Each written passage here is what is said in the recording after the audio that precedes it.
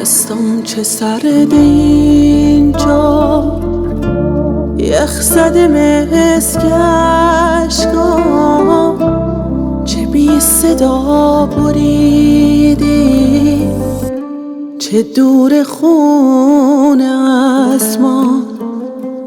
ترس من از غریبی،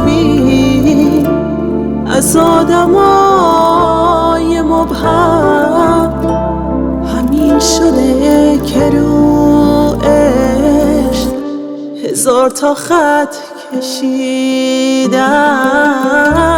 فقط همینو میخوام که باز شه راه خونه، پرنده مهاجر بره به آشیونه.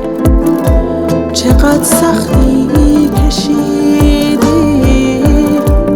تا غربتو فهمیدی، پس کی میاد روزی که بگی ما هم رسیدیم.